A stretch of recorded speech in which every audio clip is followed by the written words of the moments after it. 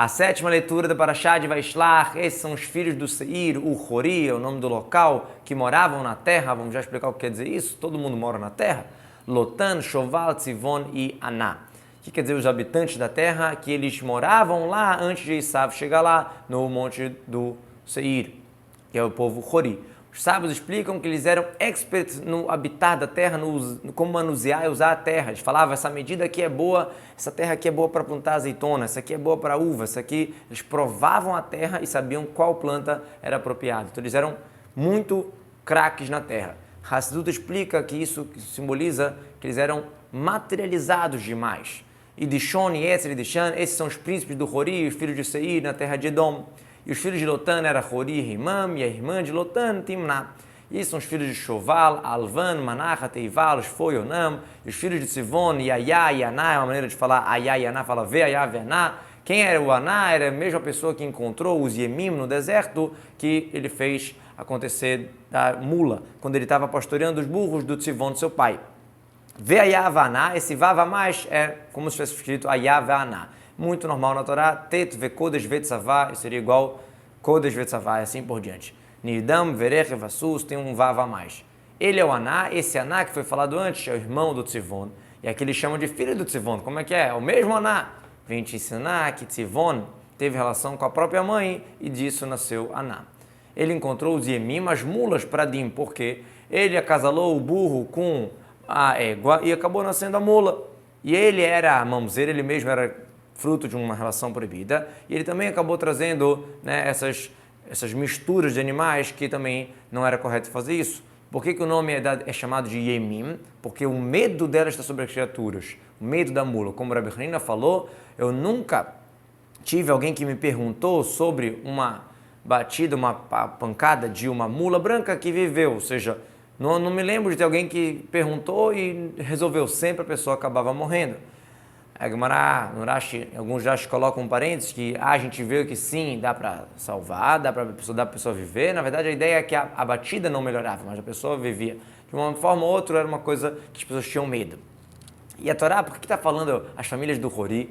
Qual a diferença para a gente saber isso aqui? Só por conta de Timná, que a Timná ela era descendente de príncipes, e mesmo assim ela fez questão de casar como concubina para o descendente de Esav, só para se aproximar do descendente de Avraham. Isso mostra a grandeza do nome de Avraham perante todo mundo, como o Rashi já explicou antes também.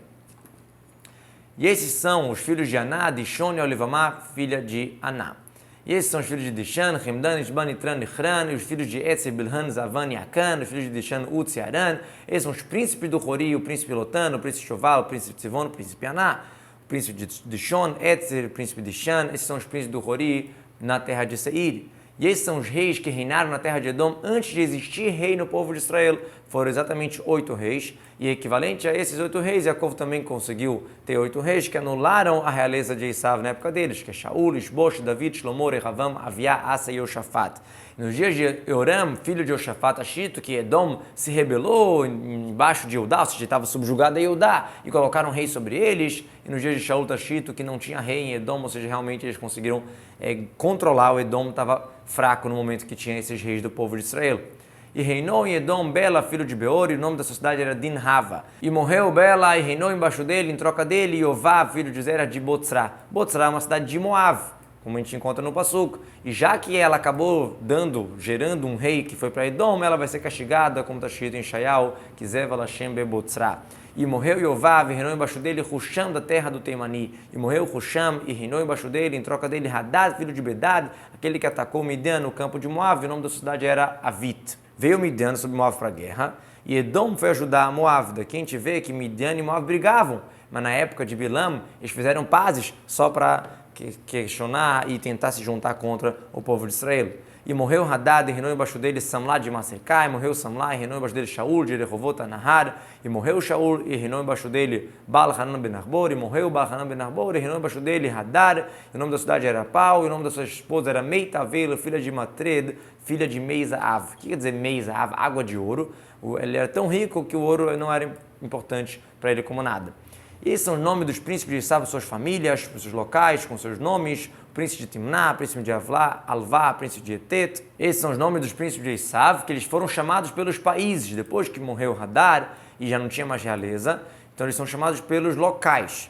Já os primeiros citados antes são os nomes dos filhos que eles tiveram. Assim é explicado de Veiamim, que morreu, Hadar e reinou, e foram os príncipes de Edom, Aluf, Timnai, etc. Então são outros aqui, que são chamados pelos locais. Aluf tá Olivamá, Aluf Elá, Aluf Pinon, Aluf Kenaz, os príncipes Kenaz, príncipe Teman, príncipe de Mifsar, Aluf de Magdel, Aluf Iram. Esses são os príncipes de Edom, pessoas locais, na terra onde eles se associaram, onde eles ficaram e se fixaram, é o Esav, o pai do povo Edom. Magdiel, que é de grande, de Gadol, é exatamente Romi, Roma, que foi um grande império descendente de Esav.